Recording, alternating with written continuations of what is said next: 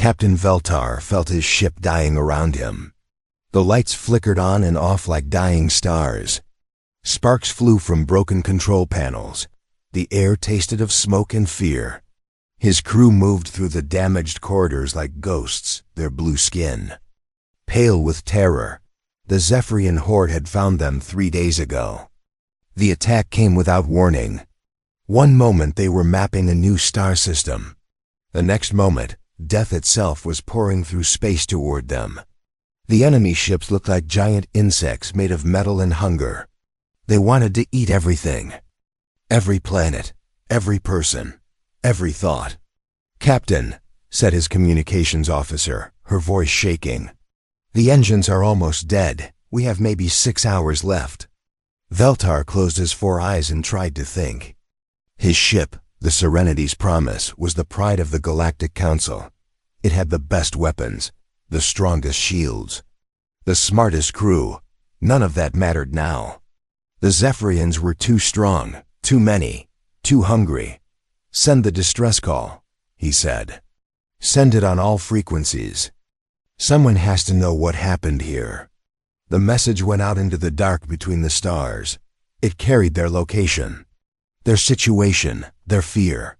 It told anyone listening that the Zephyrian horde was moving again, eating worlds, killing billions, but who would answer? Who would dare? The Altarian fleet was 3 weeks away, too far. The Centauri Defense Force was fighting their own battles. The Rigel Republic had closed their borders when the first reports came in. Every civilized world in the galaxy knew the truth. When the Zephyrians came, you ran. You hid. You prayed they would not find you. Fighting them was suicide. Hours passed. The ship grew colder. The lights dimmed. Veltar sat in his command chair and watched his crew prepare to die. They were good people. They had families, children, dreams. Soon they would be nothing but food for the hungry. Dark. Then something impossible happened. "Captain," the communications officer whispered. "We have a response." Veltar's eyes snapped open. "From who?" "The signal is coming from ... the outer rim. A system called Sol, third planet. They call it Earth." Veltar felt his heart skip. Earth, he knew that name. It was in the restricted files. A deathworld. A planet so dangerous that no sane being would go there. The Council had marked it as uninhabitable, too hot, too cold, too violent, too deadly. "Are you sure?" he asked. "Yes, sir. The message is clear. They say they received our distress call. They say they are coming to help." Veltar laughed. It was not a happy sound. "Help? From Deathworlders? They probably do not even have space travel." But the message kept coming. The voice was strange, different. It spoke Galactic Standard, but the words sounded wrong. Like the speaker had learned the language from recordings instead of teachers. "This is Captain Sarah Chun of the U.S. Retribution. We have received your distress call. We are moving to intercept. Hold your position. Help is coming." The crew looked at each other. UES, what did that mean? And what kind of ship was called Retribution? That word meant revenge, punishment, violence. "Sir," said the sensor operator, "I am detecting a ship. It is moving very fast. Faster than it should be able to move." Veltar moved to the sensor station. The readings made no sense. The ship was accelerating at speeds that should have turned its crew into paste. It was using some kind of engine that did not match any known technology. The energy signature was all wrong. "How long until they reach US?" he asked. "At their current speed ... 18 hours. Impossible. The nearest civilized world was weeks away. But this Earth ship would be here before the sun rose on his home planet." "If the sensors were right, Captain," said another officer. "The Zephyrians are moving too. They detected the distress call. They are coming to finish us." Veltar felt ice in his blood. Of course, the Zephyrians always came for the wounded. They could smell weakness across light years. His crew was about to watch these unknown humans die trying to save them. How many enemy ships? He asked. 12. Maybe more. They will be here in 20 hours. So the humans would arrive first, not that it mattered. 12 Zephyrian ships could eat a planet. What could one primitive vessel do against that? Try to warn them, Veltar said. Tell them about the enemy. Tell them to run. The message went out. The response came back immediately. Message received. We know about the Zephyrians. We have been watching them for a long time. Do not worry. We are coming, watching them. How could primitives from a death world watch the Zephyrian horde? It made no sense, but the human ship kept coming, getting closer, moving faster than any ship should move. And behind it, according to long-range sensors, was something else. Something the sensors could not quite identify. Like shadows following the light, Veltar sat back in his chair and wondered, what kind of beings lived on a world so dangerous that it was marked as uninhabitable? What kind of creatures could survive in such a place? Soon he would find out. The ship shuddered. Another system failed. The lights went out for 10 seconds before emergency power kicked in. His crew looked at him with hope and fear in their eyes. In 18 hours, they would either be saved or they would be dead. Either way, the waiting would be over. Captain Sarah Chun was coming, and she was bringing retribution with her. The galaxy was about to meet its children from the dark between the worlds. The sons and daughters of Earth, the Deathworld survivors. Veltar closed his eyes and prayed to gods. He was not sure he believed in anymore. He prayed that these humans were friends, because if they were enemies, the galaxy was about to become a much more dangerous place. The human ship appeared on their screens like a metal mountain flying through space. Veltar stared at it through the main viewer and felt his mouth go dry. The vessel was huge, bigger than anything he had ever seen. It looked nothing like the elegant ships of the Galactic Council, where council ships were smooth and curved like works of art. This human ship was all angles and armor. It bristled with weapons that Veltar did not recognize. Strange dish-shaped things pointed in all directions. Long tubes that might have been cannons. Metal spikes that served no purpose he could understand. By the void, whispered his weapons officer. What is that thing? The human ship slowed as it approached. Even that was wrong. Ships that big should not be able to stop so quickly. The physics made no sense. The engines must be incredibly powerful. Captain, said the communications officer. They are requesting permission to dock. Veltar nodded. What choice did he have? His ship was dying. His crew was trapped. If these humans wanted to hurt them, they could have done it already. Grant permission, he said, and prepare the docking bay. The human ship extended a metal tube toward them. It locked onto their hull with a sound like thunder. Veltar felt the Serenity's promise shake under the impact. These humans did not do anything gently. Sir, said his security chief. Should we arm ourselves? Veltar thought about it. These beings came from a death world. They probably ate metal for breakfast and breathed poison. What good would weapons do? No, he said. If they wanted us dead, we would be dead already. The airlock doors opened. What came through made Veltar's blood freeze.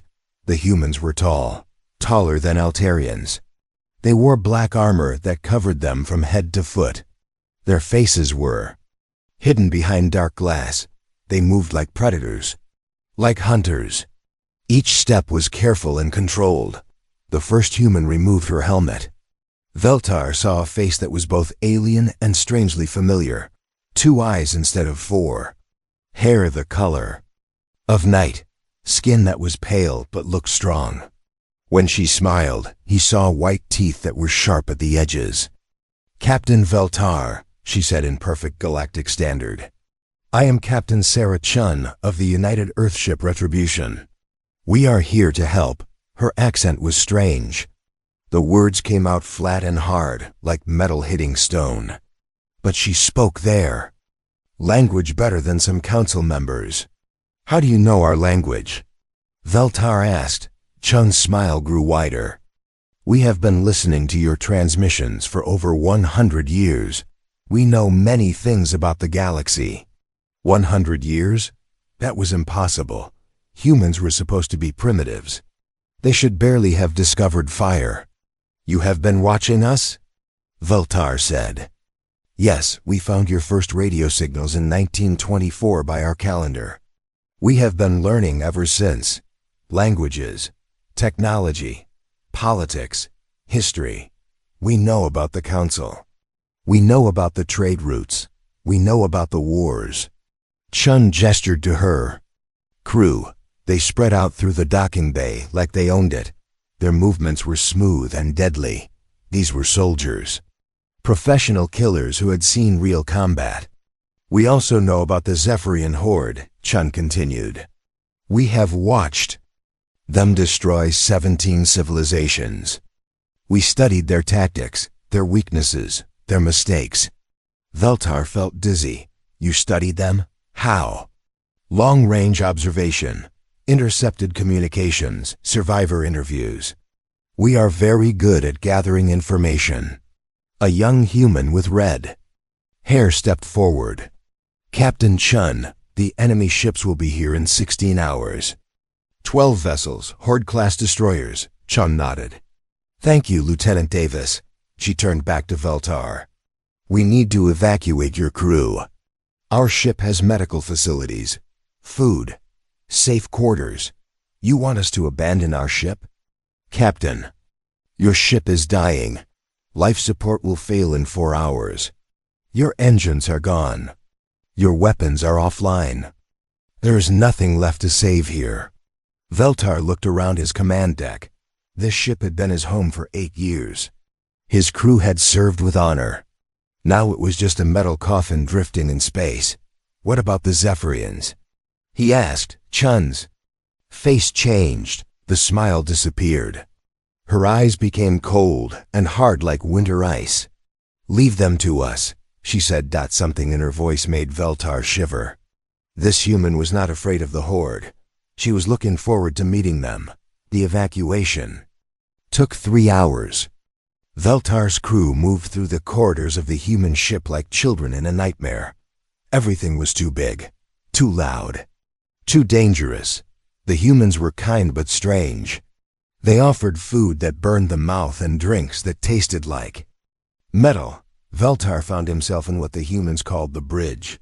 It was enormous. Screens covered every wall. Dozens of humans worked at stations he did not understand. The air hummed with power. Captain, said Lieutenant Davis, we are detecting additional ships. Long-range sensors show ... Wait. She looked confused. Sir, there are more human vessels out there. Chun smiled again. How many? 11 more ships. Captain, same class as Retribution. Veltar felt his heart stop. 12 human ships? 12 ships from a world that was supposed to be uninhabitable? You brought a fleet? He whispered. We brought what we needed, Chun said. The Zephyrians are not the only ones who hunt in packs. On the main screen, Veltar could see the enemy. Ships approaching. 12 dark shapes moving through space like hungry shadows. Behind them, more shapes were following. The Zephyrian horde was coming to feed. But ahead of them, hidden in the dark, 12 human ships waited. Ships from a death world. Ships crewed by beings who had survived where nothing should live. Captain Chun, Veltar said quietly, what kind of world is Earth? Chun looked at him with those cold predator eyes. The kind of world that makes us. She said. The countdown began. In 12 hours, the galaxy would see what happened when the children of the death world decided to fight back. Veltar prayed to his gods again. But this time he was not praying for salvation. He was praying for the Zephyrians. Veltar followed Captain Chun through the corridors of the Retribution. Everything about the human ship felt wrong. The walls were too thick. The doors were too heavy. Even the air felt different, denser, stronger. This way, Chun said, leading him toward what she called the armory. You should see what we brought to this fight. The doors opened with a hiss. Veltar stepped inside and immediately wished he had not. The room was filled with weapons. Not elegant energy rifles like the Council used. These were brutal things made of metal and death. A human sergeant stood beside a long black weapon. He was young, but his eyes were old, the eyes of someone who had killed before. This is a railgun, the sergeant said. It fires metal slugs at 30% the speed of light. No energy shield can stop it. No armor can turn it aside. Veltar stared at the weapon. You shoot metal at people? Metal works, Chun said simply. It always works. The sergeant moved to another weapon. This one looked like a tube with handles. Fusion warhead launcher. Each missile carries the power of a small star. We can crack a moon with 3 shots. By the void, Veltar whispered. That is ... that is a planet killer. Yes, Chun said. We have bigger ones too. They moved deeper into the armory. The weapons got stranger. More terrible. Chemical bombs that could eat through anything. Biological weapons that could kill entire species. Something called a gravity hammer that could crush ships like eggs. Where did you learn to make these things? Veltar asked. Chun stopped walking. She turned to face him with those cold predator eyes. We learned from Earth, she said. Our world tried to kill us every day for 1,000,000 years, so we learned to kill back. We got very good at it. A new human appeared. Older than the others. Scars covered his face like a map of old battles. He saluted Chun. Captain, the Zephyrians will be here in 8 hours. We are ready. Good. Status report, Commander Williams. All 12 ships are in position. Weapons charged. Crews at battle stations.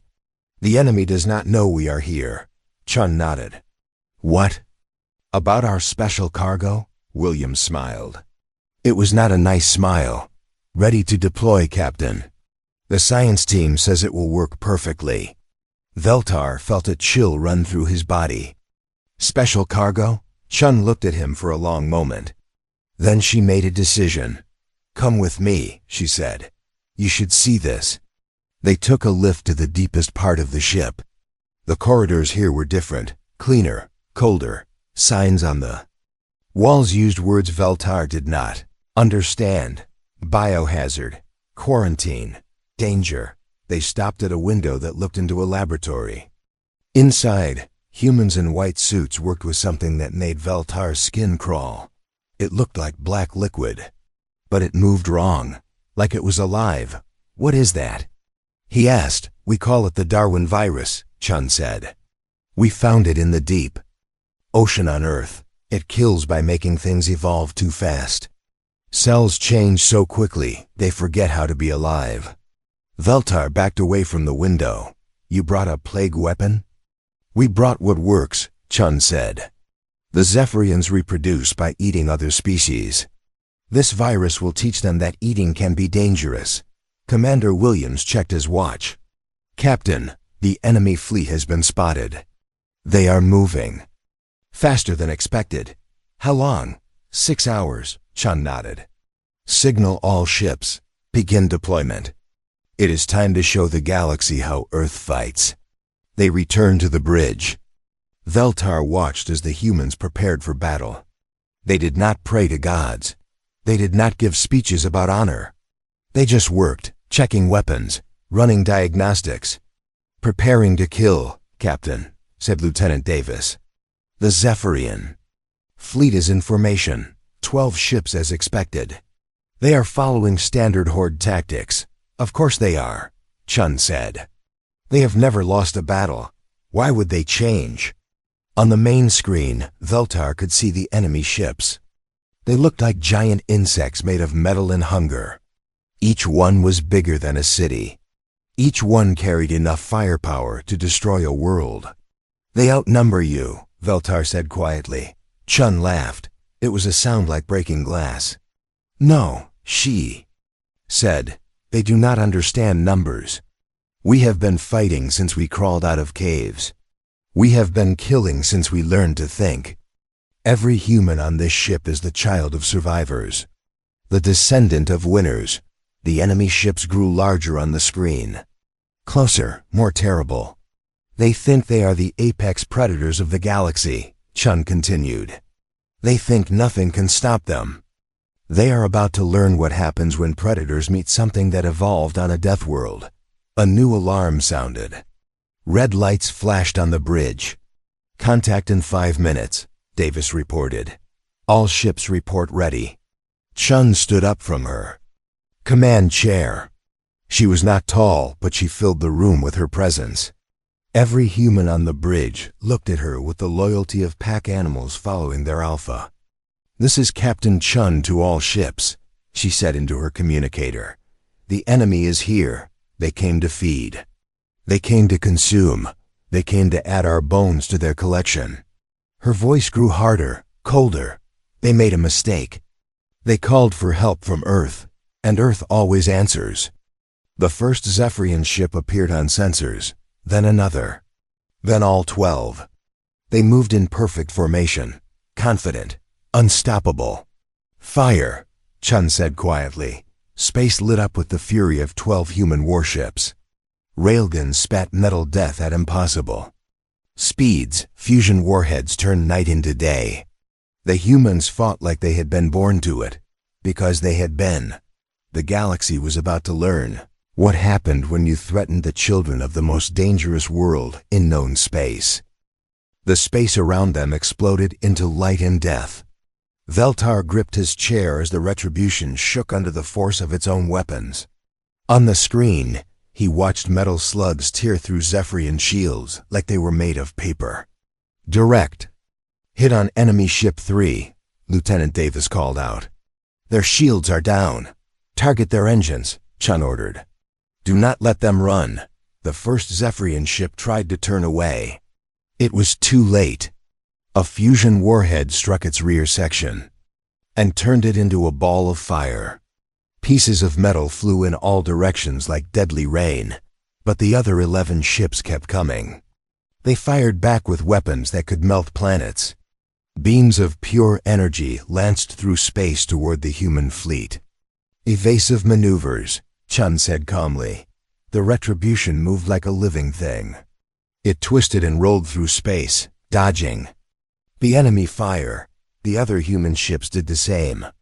They moved together like a pack of wolves circling their prey. "How are they doing that?" Veltar asked. "The human ships moved too well together. Too perfectly coordinated. Practice," Chun said. "We have been preparing for this fight for 50 years. On the screen, the Zephyrian fleet tried to reform their battle line. They had fought 1,000 battles, destroyed 100 worlds. They knew every tactic in the galaxy, but they had never fought humans before. "Signal to all ships," Chun said into her communicator. "Execute pattern Omega." Veltar watched in amazement as the human fleet suddenly scattered.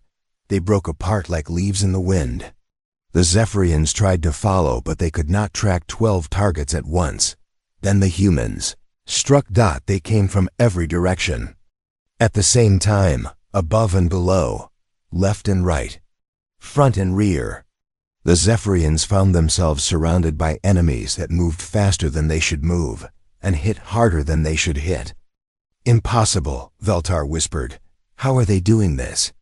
Commander Williams appeared beside Chun. His face was covered in sweat, but his eyes were bright with battle joy. "Captain, all ships report successful deployment. The package is in position." "Execute." "Phase 2, Chun ordered. Something new appeared on the sensors. Not ships, something else. Veltar stared at the readings and felt his blood turn to ice. "What are those?" he asked. "Mines," Chun said. "Very special mines." Space around the Zephyrian fleet suddenly filled with small objects. They looked harmless, like metal balls floating in the dark. But Veltar could see energy readings that made no sense. "Antimatter charges," Williams explained. Each one contains the power to destroy a city. We have been placing them for the last 3 hours while you were watching our ships. The Zephyrians finally understood the trap. They tried to run. But everywhere they turned, more mines waited. The humans had surrounded them with a wall of death. Now they know how it feels to be hunted, Chun said. The first mine exploded when a Zephyrian ship tried to escape. The blast turned night into day. The enemy vessel simply vanished. One moment it was there. The next moment it was atoms. Scattered in the solar wind, the other Zephyrians panicked.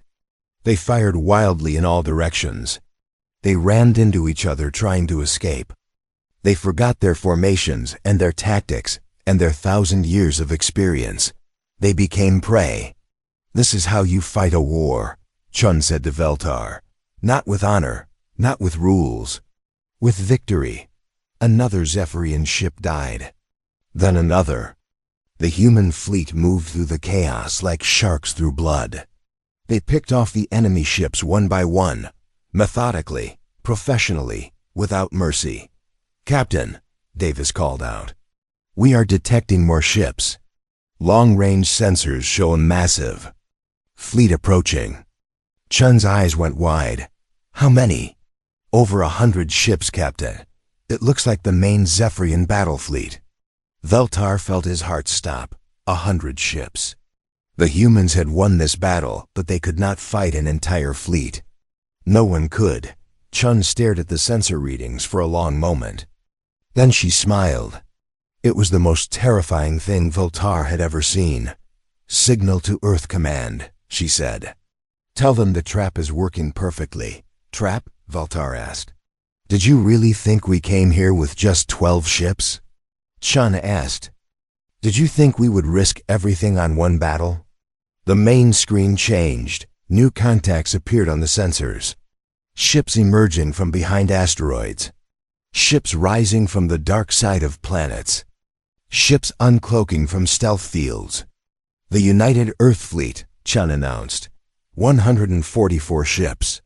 12 full battle groups. Every weapon we have ever built. Every tactic we have ever learned. Veltar could not speak. 144 ships. From a world that was supposed to be uninhabitable. From a species that was supposed to be primitive. How? He finally managed to whisper. We have been building for a century, Chun said. Ever since we detected the first galactic transmission. We knew someone would come to our world eventually. We knew we had to be ready. The Zephyrian main fleet arrived to find their forward. Scouts dying in a field of antimatter fire. They saw human ships everywhere. Too many to count. Too many to fight. For the first time in their long history, the Zephyrian horde faced an enemy that was ready for them. You see, Chun said as she watched the enemy fleet hesitate at the edge of the battle zone. We learned something important on Earth. The strongest predator is not always the biggest, or the fastest, or the most numerous. Another explosion lit up space as the last of the scout fleet died. The strongest predator is the one that hunts in packs. The one that plans ahead, the one that turns the hunt into a science. The main Zephyrian fleet began to advance. 100 ships against 144. The biggest space battle in galactic history was about to begin. Chun sat back in her command chair and cracked her knuckles. Now let us show them what Deathworlders can really do. The battle was over. Space around them was filled with the broken pieces of Zephyrian ships. Twisted metal floated like dead leaves in the solar wind. The enemy fleet that had terrorized the galaxy for 1,000 years was gone. Destroyed. Finished. Veltar sat in his chair on the bridge of the Retribution and tried to understand what he had witnessed. 100 Zephyrian ships had attacked. Not one had escaped. The humans had killed them all. Casualty report, Captain Chun said into her communicator. 7 ships damaged, Captain, came the reply. No ships lost. Total human casualties, 43. Wounded, 6 dead, 6 dead, out of thousands of crew members. against an enemy that had never lost a battle. How? Veltar whispered. Chun looked at him with those cold predator eyes. We knew they were coming. We knew how they would attack. We knew their weaknesses. But they were the Zephyrian horde. They have destroyed entire civilizations. They destroyed civilizations that fought fair, Chin said. That followed rules. That believed in honor over victory. We do not make those mistakes.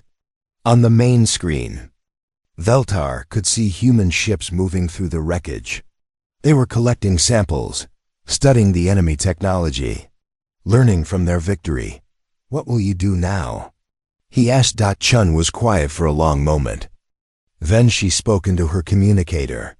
Open a channel to the Galactic Council, all frequencies, maximum power. The communications officer worked at her station. Channel open, Captain. Chun stood up. She looked directly into the camera that would carry her image across the galaxy. This is Captain Sarah Chun of the United Earth Fleet. We have received your distress call, Galactic Council. The one you have been broadcasting for 3 years. The one asking for help against the Zephyrian horde. Veltar realized what she meant. The Council had been sending desperate messages into space, begging anyone who would listen to help fight. The horde, no one had answered, until now. We have dealt with your Zephyrian problem, Chun continued. Their main battle fleet no longer exists. Their forward scouts are destroyed. The horde is broken. She paused. When she spoke again, her voice was different, harder. But we did not do this as your servants. We did not do this as your subjects. We did it as equals, as protectors. As the new guardians of this galaxy. The bridge was completely silent. Everyone was listening to the human captain declare war on the established order of the universe. From this day forward, Earth will defend any world that asks for protection. We will fight any enemy that threatens innocent life. We will guard the trade routes and keep the peace. Chun's eyes grew cold as winter space. But we will do it our way, with our weapons, using our tactics, following our rules. Anyone who does not like this is welcome to defend themselves. She gestured to the wreckage floating outside the ship. This is what happens to those who prey on the weak. This is what happens to those who think might makes right. This is what happens to enemies of humanity. The transmission ended. Chun sat back down in her command chair. Captain, Lieutenant Davis said quietly, we are receiving messages from across the galaxy. Hundreds of them. Planets asking for protection. Governments requesting alliance.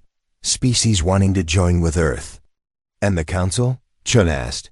3 messages so far. All requesting immediate meetings. They want to discuss terms. Chun smiled. It was not a nice smile. Tell them we will meet when we are ready. Right now we have work to do. The next months changed everything. Human ships appeared in every corner of the galaxy. They stopped pirate raids that had gone on for decades. They ended wars that had killed billions. They hunted down the remaining Zephyrian colonies and made sure the horde could never rise again. The galaxy learned to fear and respect the new guardians. Human ships were faster than anything else in space. Human weapons could crack planets. Human tactics had never been defeated. But more than that, the galaxy learned that humans kept their word. When they said they would protect a world, they protected it. When they said they would keep the peace, they kept it. When they said they would hunt down criminals, the criminals died. Veltar found himself appointed as Earth's first ambassador to the Galactic Council. It was his job to explain the new reality to the old powers. They are not like us, he told the council members during his first official meeting. They do not think like us. They do not fight like us. They come from a world that tried to kill them every day for millions of years. It made them into something we cannot understand. What do they want? Ask the Centauri representative. Safety, Veltar said, for everyone. They will protect any world that asks for protection. They will fight any enemy that threatens the innocent. But they will not bow to authority. They will not follow our laws. They will not be our servants. Then what are they? Asked the Altarian delegate. Veltar thought about Captain Chen, about her cold eyes and her deadly smile, about the human ships that moved like hunters through the dark. They are what we needed, he said finally. What the galaxy has always needed. Guardians who cannot be bought. Protectors who cannot be intimidated. Warriors who will fight to the death to defend those who cannot defend themselves. He looked around the table at the assembled representatives of 100 worlds. The humans have given us something we have never had before. True safety, true protection, true peace. And in return? Asked the Rigel ambassador. In return, we live in their galaxy now. Under their protection. By their rules. Outside the council. Chambers, human ships patrolled the space lanes. Human soldiers guarded the trade routes. Human scientists worked to rebuild the worlds the Zephyrians had destroyed. The galaxy was safe. For the first time in its history, it was truly safe. All it had cost was the illusion that anyone else was in charge.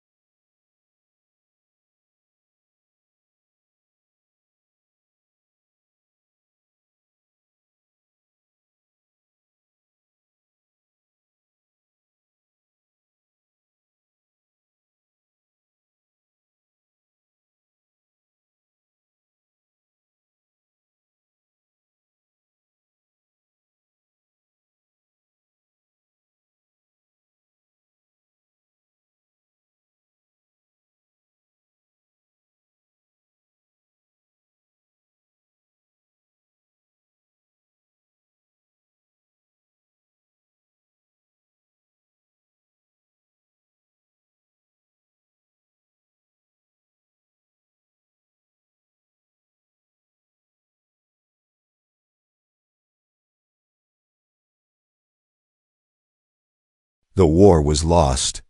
Admiral Kekstar knew it as he watched another coalition fleet burn in the darkness of space. Red emergency lights flashed across the bridge of his command ship while damaged vessels limped away from the battle zone. The Vorthik had won again. How many ships did we lose? Kekstar asked his aide, a young officer whose blue skin had turned pale with fear. 47 ships destroyed, sir. 23 more too damaged to fight.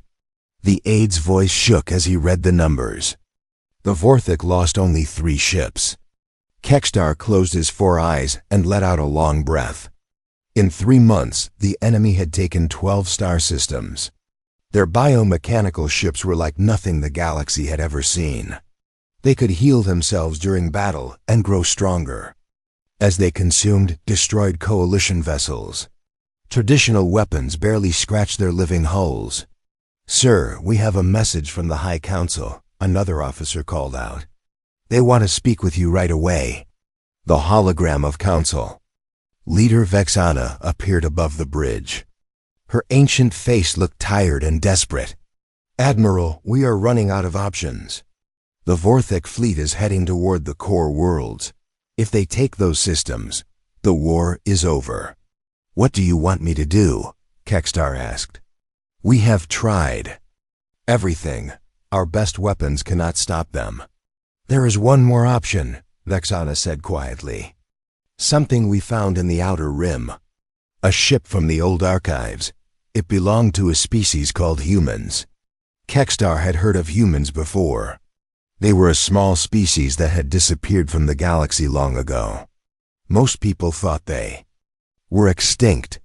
What makes you think an old human ship can help us? Because humans were different from us, Vexana explained. The archives say they fought wars in ways we never imagined. Wars where entire species were wiped out completely. Maybe that is what we need now. The Admiral felt a chill run through his body. The Coalition had always fought with honor and rules. They tried to avoid killing civilians and protected prisoners of war. But the Vorthik showed no such mercy. They consumed everything in their path. Where is this ship? He asked. Drifting. In the Void sector. A salvage team found it last week. The ship is called the USS Blackstar. It has been floating in space for over 200 years. Kekstar gave the order, and his fleet changed course. 3 days later, they arrived at the coordinates. The human ship hung in the darkness like a sleeping giant. It was massive, bigger than most Coalition warships, but built in a way that looked rough and brutal. Where Coalition ships were smooth and elegant, this vessel was covered in thick armor. Plates and weapon mounts. Scan the ship, Kekstar ordered. Tell me what you find. The science officer worked at his station for several minutes. Sir, the ship appears to be intact. I am reading life signs inside. Many life signs. Life signs? After 200 years? Yes, sir. It looks like the humans are in some kind of deep sleep. The ship's systems are running on minimum power, but everything is still working. Kekstar stared at the ancient vessel. Send a boarding team. I want to know what we are dealing with. Commander Zaldek led the boarding party through the airlock. The human ship was dark inside, except for dim blue lights that ran along the walls. The air was cold and smelled like metal and something else they could not identify. Their footsteps echoed in the empty corridors. The technology is primitive, one of the team members said as they walked, but it looks solid, built to last. They found the first chamber filled with rows of sleeping pods. Through the clear covers, they could see the humans inside. They looked peaceful, as if they were just taking a nap. But there was something about their faces that made Zoldyck nervous. Even in sleep, they looked hard and dangerous. How many are there? He asked. I count over 800 pods in this section alone, his scanner operator replied. And there are more sections like this one. They made their way to what looked like the command center. It was different from Coalition bridges. Everything was built for function, not beauty. The chairs were made for beings who expected to fight hard battles. Weapon controls were everywhere. Commander, I found something, one of his team called out. It looks like a computer terminal that is still active. Zoldyck walked over to the glowing screen. The writing was in human language, but his translator could read some of it. USS Blackstar, Colonial Defense Force, mission, protect human colonies from hostile forces, status, deep space patrol. Sir, we should wake them up, another team member suggested. Maybe they can help us fight the Vorthik, Zoldyck thought about it. The Coalition was desperate. They had tried everything else and failed. Maybe it was time to try something different, something dangerous. Send word to Admiral Kekstar, he said. Tell him we found them. 847 humans sleeping and waiting. If we wake them up, there is no going back. As they waited for orders, Zoldyck looked around the human ship one more time. These beings had built their vessel for war, not exploration or trade. Every surface, every design choice, spoke of a species that knew how to fight and was not afraid to do what was necessary to win. The question was, would that be enough to stop the Vorthik? And if it was, what would the galaxy look like when the humans were done? The first thing Captain Sarah Chun noticed when she woke up was the smell. It was wrong. Her ship always smelled like recycled air and metal polish, but this was different. There were alien scents mixed in, strange and unsettling. Her eyes opened, slowly as the cryopod hissed and released her. The medical bay was darker than it should be, and she could hear voices speaking in languages she did not recognize. Her hand moved automatically to where her sidearm should be, but it was not there. "Captain Chun, please remain calm," a voice said in accented English. "You are safe." Sarah sat up carefully, her muscles stiff from the long sleep. Standing near. Her pod was something that looked like a tall, thin person, but its skin was blue and it had 4 eyes. Next to it stood another creature that was shorter and covered in what looked like gray fur. "What the hell are you?" she asked, her voice rough from the cryo-sleep. "I am Admiral Kekstar of the Galactic Coalition," the blue alien said. "This is Dr. Millen. We found your ship drifting in space. You have been asleep for 212 years. Sarah stared at them. 200 years? That's impossible. We were only supposed to be out for 6 months. We were patrolling the outer colonies, looking for the rebels who attacked New Texas. The Admiral and Doctor looked at each other sadly. "Captain, I am afraid we have difficult news to share with you. Your species ... humans. They are no longer what they once were." Sarah got out of the pod, her legs shaky but getting stronger. "What do you mean? Where are the colonies? Where is Earth?" "Earth fell to civil wars about 50 years after your ship disappeared," Admiral Kekstar explained. "The human colonies fought each other until most were destroyed. The survivors scattered across the galaxy. Most humans today live as traders or workers on alien worlds. They are considered a minor species." The words hit Sarah like a physical blow. "Minor species? We built the largest fleet in known space. We colonized 40 star systems. How can we be minor?" Dr. Milne stepped forward. "The galaxy has changed, Captain. There are hundreds of species now working together in the coalition. Technology has advanced far beyond what your people achieved. Most races have learned to live in peace and cooperation." "Most races?" Sarah asked, hearing something in the doctor's voice. "That is why we woke you," Admiral Kekstar said. "We face an enemy called the Vorthic hegemony. They are unlike anything we have ever seen. They do not want to talk or make deals. They only want to consume and destroy. In 3 months, they have taken 12 of our star systems." Sarah walked to a nearby window and looked out at the alien ships surrounding her vessel. They were sleek and beautiful, nothing like the brutal warships she was used to. "What does this have to do with me and my crew?" "Your ship is different," the Admiral said. "It was built for war in ways we do not understand. The weapons, the armor, even the way your crew is organized. Everything about it is designed for total conflict." "Of course it is," Sarah said. "We were fighting for our survival. The rebel colonies had weapons that could crack planets. We had to be ready for anything." The aliens looked shocked. "Crack planets?" Dr. Milne whispered. "Standard siege tactics," Sarah said with a shrug. "If you cannot take a world, you make it useless to the enemy. We developed kinetic bombardment systems that could shatter continents. Nuclear mines that could contaminate systems for centuries. Virus bombs that could wipe out all life on a planet." Admiral Kekstar stepped back. "But the civilians ... What about them?" Sarah asked. "In war, everyone is a target.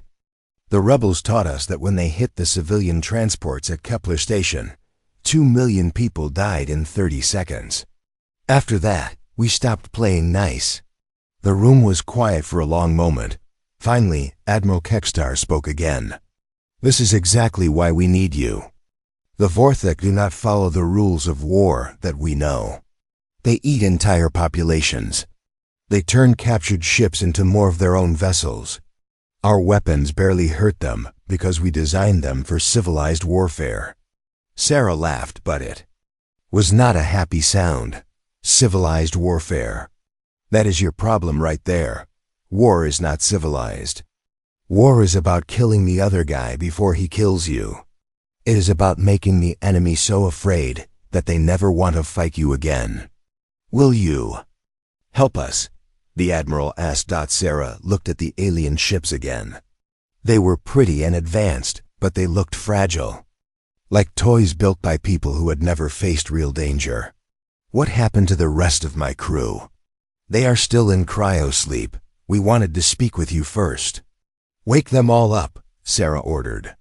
And I want to see everything you have on these. Vorthek, ship designs, battle reports, tactical analysis. Everything. You will help us then? Sarah turned to face the aliens. Admiral, you woke up 800 humans who have been trained to fight wars of extinction. We lost our home, our colonies, our entire civilization while we were sleeping. We have nothing left to lose, and nowhere else to go. She walked toward the door, then stopped and looked back. But understand this. If we fight for you, we fight our way. No rules of engagement, no protection for enemy civilians. No mercy for anyone who threatens what we are protecting. If you cannot accept that, put us back to sleep and find another solution. Admiral Kekstar watched the human captain leave. She was smaller than most coalition officers, but there was something about her that made his skin crawl. It was like looking at a predator that had been sleeping for too long. Doctor, he said quietly, what have we done? Dr. Milne was reading from his medical scanner. The human's brain patterns are unlike anything I have seen. The neural pathways associated with violence and tactical thinking are far more developed than in any modern species. It is as if they evolved specifically for warfare. Can they defeat the Vorthek? I do not know, the doctor replied. But I am beginning to think the Vorthek might not be the most dangerous thing in this galaxy anymore. Captain Sarah Chun stood on the bridge of the USS Blackstar and watched her crew work. It had been 3 days since they woke up, and her people were already making the alien observers nervous. The coalition officers who stayed to watch kept whispering to each other whenever her crew laughed at something or made jokes about weapon modifications. Captain, we have finished reviewing the Vorthek battle data, reported Lieutenant Commander Marcus Webb, her tactical officer. These aliens fight like amateurs. Show me, Sarah said. The main screen lit up with recordings from recent battles. Sarah watched coalition ships firing energy beams at long range, while the Vorthak vessels slowly closed the distance. When the enemy got close enough, their biomechanical ships would latch onto coalition vessels and begin consuming them. They fight like it is a dance, Webb continued. Long range, careful movements, trying not to damage civilian areas nearby. No wonder they are losing. Admiral Kekstar, who had been standing quietly in the corner, stepped forward. Captain, we follow the Galactic War Conventions. We do not target civilian populations or use weapons of mass destruction. Sarah turned to look at him. Admiral, show me where Vesha Prime is on the map. The star chart appeared on screen. Vesha Prime was a coalition world currently under siege by a large Vorthak fleet. The planet held 8 billion people. How long have they been under attack? Sarah asked. 14 days, Kekstar replied. We have sent 3 relief fleets, but the Vorthak ships are too strong. We estimate the planet will fall within a week. Sarah studied the tactical display. 47 Vorthak vessels surrounded the planet while a small coalition defense force tried to hold them off. It was a standard siege, exactly the kind of situation her crew had trained for during the colonial wars. We are going to break that siege, Sarah announced. Captain, with respect, your ship is powerful, but it is only one vessel, Admiral Kekstar said. The Vorthak have an entire fleet. Admiral, you are about to learn why humans were feared before we disappeared, Sarah said. She turned to her crew. All hands, prepare for combat jump. Target, Vesha Prime System. Time to arrival, 6 hours. The coalition officers looked confused. Captain, we need to plan this carefully. We should gather more ships, study their positions, coordinate with the defense fleet. Sarah ignored them. Webb, what is our missile inventory? Full load, Captain. 200 nuclear torpedoes, 500 kinetic penetrators, and 50 planet crackers. Admiral Kekstar went pale. Planet crackers? You cannot be serious. Just insurance, Sarah said with a cold smile. Helm, take us out. Jump coordinates locked in. The USS Blackstar disappeared from Coalition space in a flash of light. 6 hours later, it dropped out of hyperspace directly in the middle of the Vorthik siege fleet. The aliens were so surprised that for 10 seconds, nobody moved. All weapons, open fire, Sarah ordered. What happened next would be talked about in the galaxy for years to come. The Blackstar did not engage in the careful long-range combat that everyone expected. Instead, it charged straight into the enemy. Formation like an angry beast. Nuclear torpedoes streaked out in all directions, detonating against Vorthik hulls with blinding flashes. The biomechanical ships, which had seemed unstoppable against energy weapons, began to burn and die under the raw destructive power of human atomics. Kinetic penetrators followed, massive tungsten rods moving at incredible speed that punched through alien armor like it was paper. Captain, 3 enemy ships are trying to board us, Webb reported. Let them come, Sarah said. Deploy boarding countermeasures. The Vorthik had never faced human boarding defenses. Hidden weapon ports opened all over the Blackstar's hull and began firing. Not energy beams or stunning weapons, but solid metal bullets that tore through alien flesh and armor. Explosive charges went off in the airlocks, turning would-be boarders into floating debris. 6 enemy ships destroyed, Webb called out. 12 more heavily damaged. Good, now ram the flagship. Admiral Kekstar, who was watching from the bridge, could not believe what he was hearing. Ram them? That will destroy your ship too. No, it will not, Sarah said calmly. Webb, activate the reinforced bow section. Full power to forward shields. The USS Blackstar accelerated toward the largest Vorthik vessel, which was 3 times its size. The enemy ship tried to turn away, but it was too slow.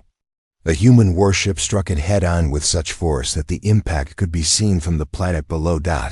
But the Blackstar did not stop there.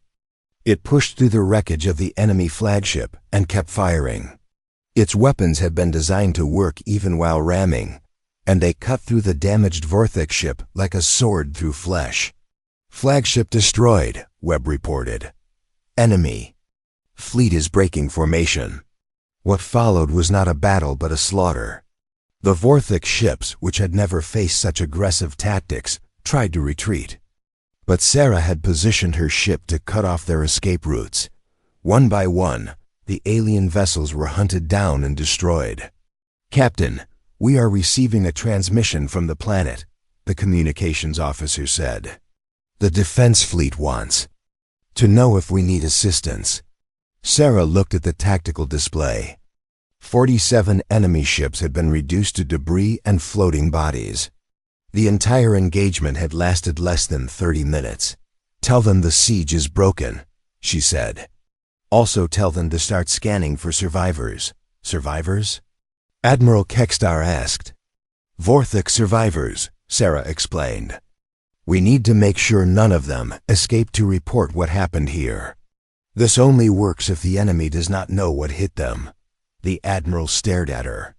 Captain, you just destroyed an entire fleet by yourself. How is that possible?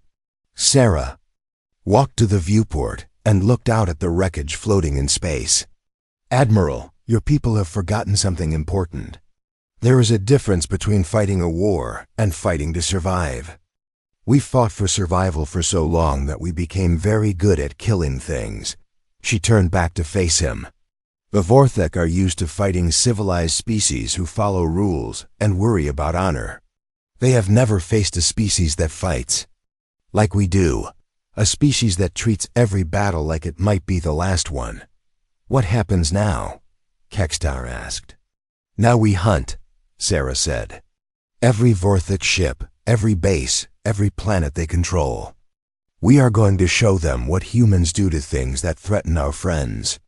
Admiral Kekstar looked out at the destroyed fleet and felt a chill run through his body. He had wanted the humans to help win the war, but now he was beginning to wonder if they had just started something much worse. The news of what happened at Thesha Prime spread through the galaxy like wildfire. In less than a week, every species in Coalition space had heard about the human ship that destroyed an entire Vorthik fleet in 30 minutes, but Admiral Kekstar was getting reports that made no sense. "Show me the data again," he told his intelligence officer. The hologram displayed a map of Vorthik territory. Red dots marked enemy positions, but many of them were blinking or had disappeared completely. "Sir, in the past 2 weeks we have lost contact with 17 Vorthik outposts. When our scouts investigate, they find nothing. No ships, no debris, no distress signals, just empty space. What about our tracking of the Black Star? That is the problem, sir. Our sensors show the ship attacking the base in the Rigel sector, but at the same time, other reports place it in the Vega system, 300 light-years away. Yesterday, it appeared to hit 5 different targets simultaneously." Kekstar studied the data with growing unease. "That is impossible. Even with the fastest hyperdrives, no ship can be in 5 places at once, unless there is more than one ship," the officer suggested. Before Kekstar could respond, an urgent message came through. "Admiral, we are receiving a transmission from Captain Chun. She wants to speak with the High Council immediately." The communication came through on a secured channel. Captain Chun appeared on the screen, but she looked different. Her uniform was cleaner, her equipment more advanced. Behind her, Kekstar could see what looked like Vorthik technology mixed with human weapons. "Admiral, we need to talk," Chun said without greeting. "I am sending you coordinates. Bring the council leaders, but come alone. No escorts, no weapons." "Captain, where are you? Our sensors cannot locate your ship." "That is because we are not using the same ship anymore," Chun replied. "Just come to the coordinates. You will understand when you see what we have built." 2 days later, Kekstar and 3 council members arrived at the location Chun had specified. It was an empty region of space between star systems, the kind of place ships avoided because there was nothing there. But as their vessel dropped out of hyperspace, they saw something that made them question their own eyes. Floating in the darkness was a massive structure that looked like a cross between a space station and a living organism. Parts of it were clearly human technology, but other sections pulsed with the biomechanical features of Vorthik ships. And docked around it were dozens of vessels that looked like smaller versions of the original Black Star. "What in the name of the ancestors is that?" whispered Council Leader Vexana. Their ship was guided to a docking bay by automated systems. When they stepped out, Captain Chun was waiting for them, along with several of her crew members, but they all looked different now. Their equipment was more advanced, and there was something in their eyes that had not been there before. "Welcome to our base of operations," Chun said. "We call it the Forge. Captain, what have you done?" Kekstar asked. "We adapted," Chun replied. "The Vorthik ships we captured, we did not just destroy them. We studied them, took them apart, learned how they work.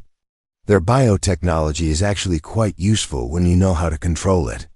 She led them through corridors that were unsettling to look at. The walls seemed to pulse with life, but they were covered with human control panels and weapon systems. The Vorthik grow their ships instead of building them. Once we figured out how to modify their genetic codes, we could make them grow the way we wanted.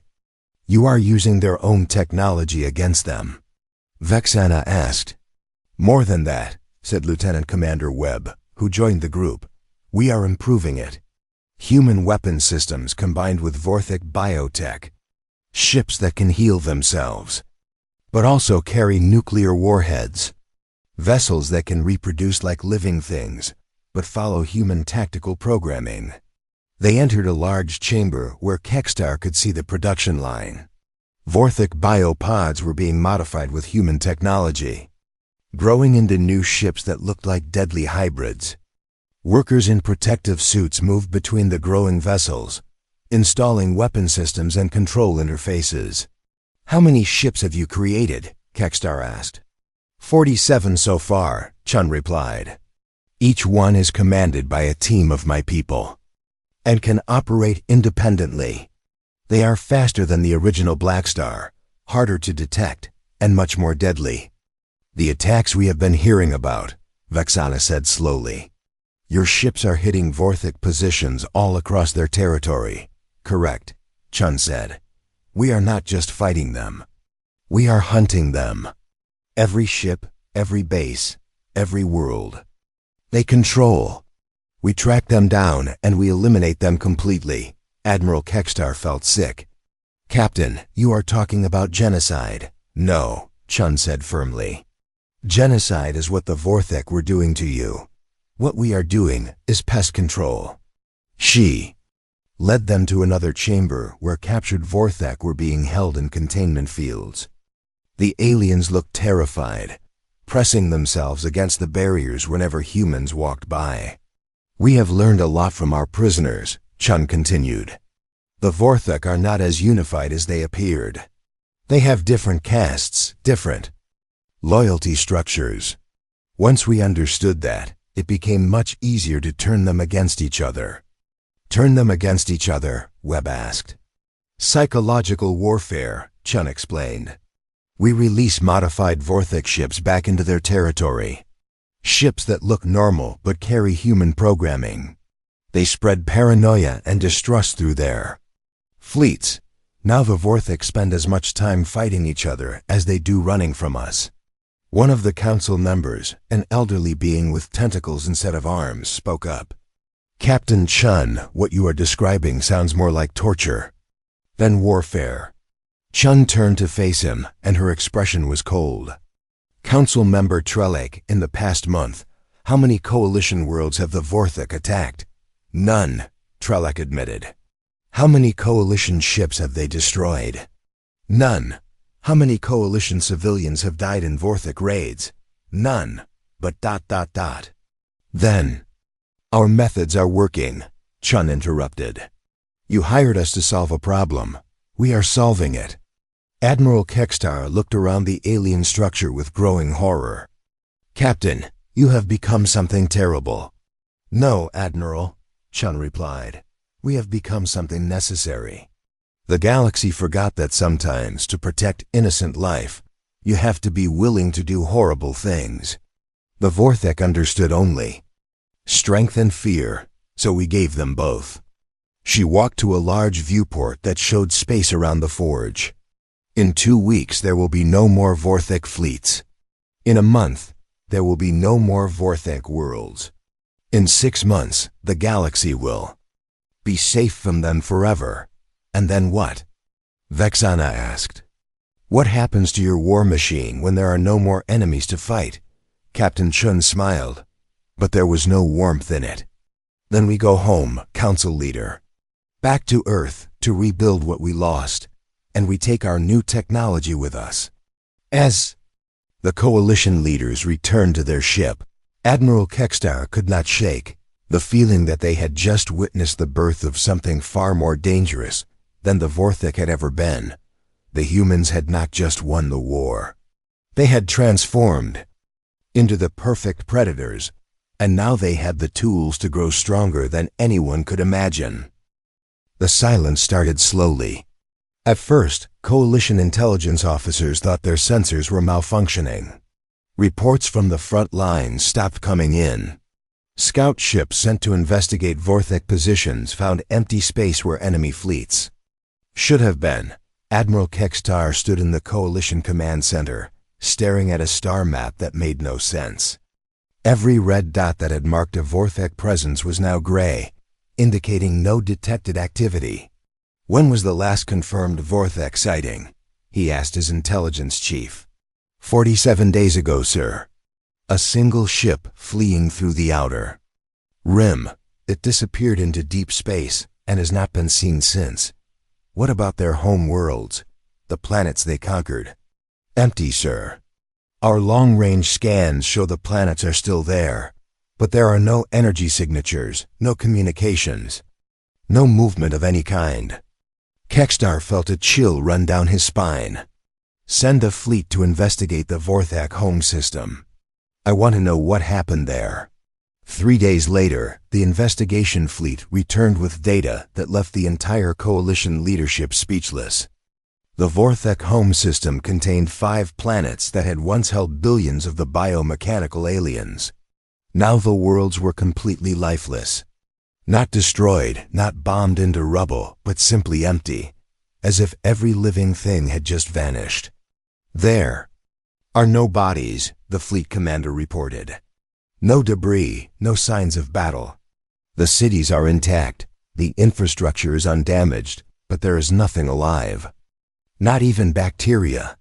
Council leader Vexana reviewed the reports with growing unease. How do you make an entire species disappear without leaving any trace? You would have to ask Captain Chun, Admiral Kekstar replied. But I am not sure I want to know the answer.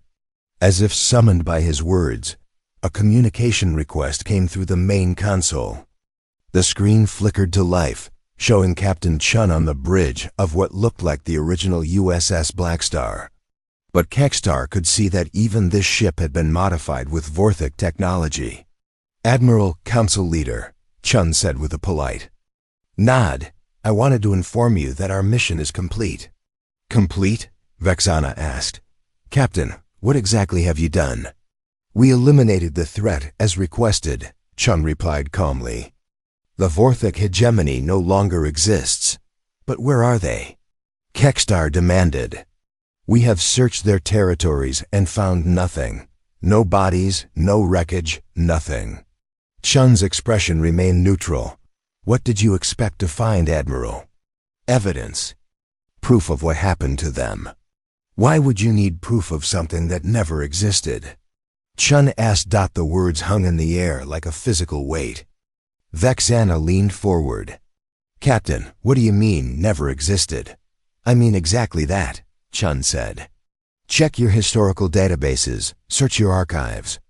Look for any reference to something called the Vorthak hegemony.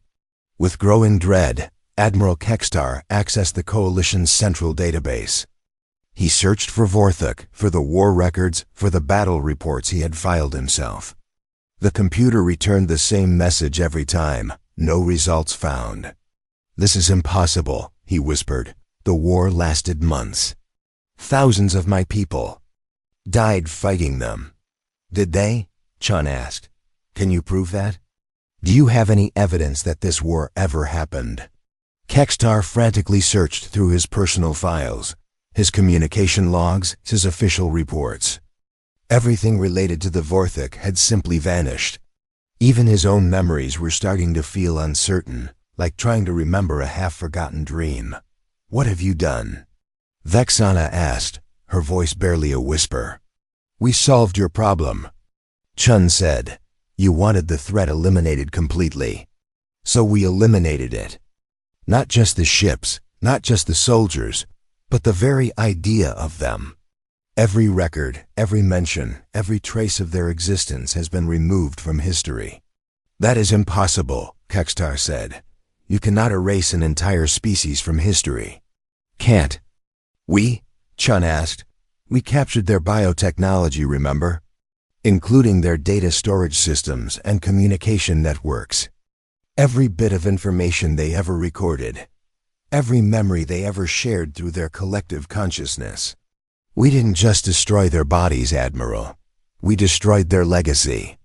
The implications hit Kekstar like a physical blow. You wiped them from the historical record. Made it so they never existed. More than that, Chun continued. We used their own biotechnology to create a selective virus. Something that targets the specific neural pathways associated with memories of them. Anyone who had direct contact With the Vorthik, we'll find those memories fading over the next few weeks. Including us, Vexana realized. Including you, Chun confirmed. In a month, you will remember that there was some kind of threat that required our assistance, but you will not remember what that threat was. The galaxy will return to normal, and no one will ever know that the Vorthak existed. Admiral Kekstar felt his legs go weak. Captain, that is horrifying. You have committed the ultimate genocide. You have erased an entire species not just from existence, but from memory. We have ensured that this threat can never return, Chun said. Firmly, not their children, not their descendants, not even their ideas. They are gone in every way that matters. And now? Vexana asked, what happens to you and your fleet? Now we go home, Chun said. Back to Earth, to rebuild what we lost while we were sleeping. The galaxy is safe now. You will never need to fear the Vorthik again, because as far as reality is concerned, they never existed. The communication ended, leaving the coalition leaders staring at a blank screen. Within hours, reports began coming in from across the galaxy. Human ships were leaving their positions and heading toward the outer rim, toward the coordinates of a small forgotten world called Earth. Admiral, his aide said quietly, I have been reviewing our recent mission reports. There are references to some kind of military operation, but I cannot find any details about what we were fighting. Kekstar tried to remember, but the memories were already becoming fuzzy. There had been an enemy, he was sure of that. Something dangerous that had threatened the coalition. But what had it been? The harder he tried to remember, the more the details slipped away. It does not matter, he said finally. Whatever it was, it is over now. As the human fleet disappeared into hyperspace, carrying with them their hybrid ships and terrible weapons, the galaxy settled back into peace. The coalition worlds resumed their normal activities, their citizens going about their daily lives without fear. But in the deep corners of space, where the last traces of Vorthak presence had once existed, there was only empty darkness. And in the archives of a dozen species, there were gaps in the historical record that no one could explain. Missing entries, deleted files, blank spaces where something important had once been recorded, that's something that no one could remember, because it had never happened at all. The humans had not just won the war. They had erased it from existence, taking with them the terrible knowledge of what they were capable of doing to protect the things they cared about. And as their ships traveled toward home, the galaxy remained peaceful and ignorant of the monsters that had briefly walked among them, because monsters, after all, exist only in the memories of those who survive to tell the tale. And in this case, there was no tale to tell.